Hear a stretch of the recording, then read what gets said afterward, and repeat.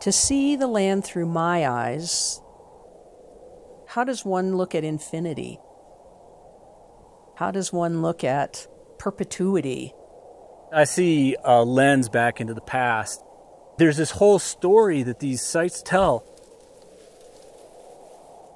To see it through my eyes, it's the sacrifice that my father and grandfather gave up to protect this property. It's an amazing feeling to know that my great-grandfather, who I never knew, was doing the same thing that I'm doing today. It's the same ground. You've been given a gift. You've been given a gift from Mother Nature. But, you know, when she gives you a gift like that, she says, now protect it.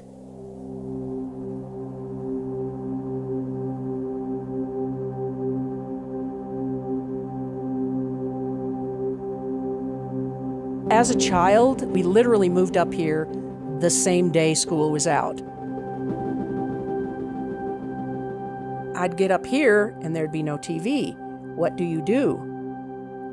First couple of days, it was hard. After that, glorious.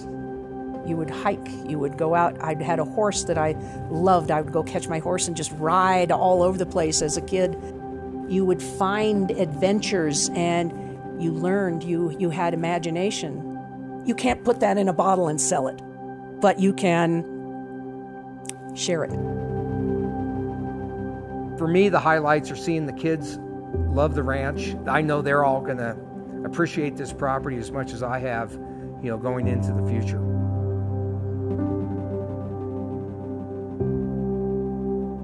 We were actually one of the first centennial ranches in Colorado since 1888, 130 years. The book my dad wrote, he was an historian. It's very satisfying to see the kids now look at that book and actually understand it. JJ, our youngest, he's just looking at the pictures right now. But our oldest, they read it and they ask questions and they're amazed that, you know, all that was part of this ranch, you know, back in the 1800s.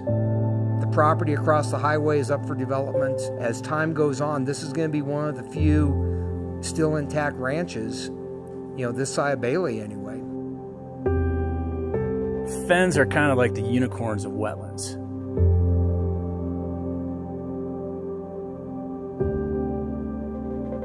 A fen is groundwater-driven peatland. That is, it accumulates organic matter. It has to be about this thick, at least, to classify as a fen. If you can imagine the time when the glaciers were in these mountains, it was much like the climate of Canada. And as the glaciers receded and it got warmer and warmer, the plants, if you will, followed the glaciers northward.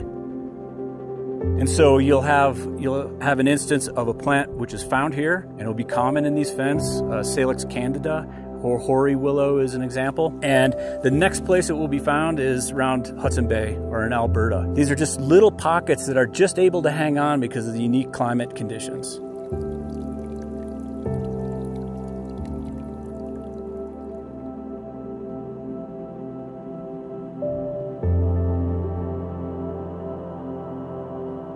Every year, the wildlife gets squeezed more and more by all the development. All these ranches that have been protected, that's where all the wildlife is during the winter now. But irrigating all these meadows, especially in South Park, that helps raise the water table. It's released back into the creeks. It enhances the fisheries, the water quality. Probably more important today than it was then. I mean, because there are fewer and fewer water resources out there. I don't feel ownership. I feel stewardship. I feel that it's a privilege and an honor to spend my lifetime taking care of it and then passing it on to generations that will do the same.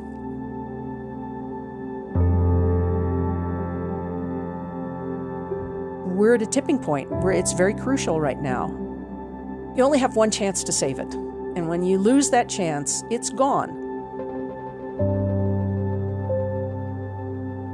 We have the chance now to conserve these sites.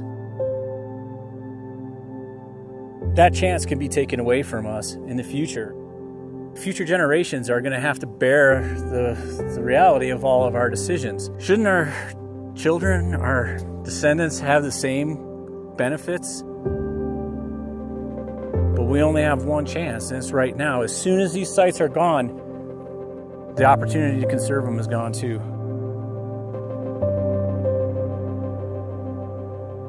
JJ, our youngest, he asked if he was going to be interviewed. And I said, well, if you are, the answer you can give about what our conservation easement means is that it will be the same in 50 years as it is today. That's what the conservation easement means.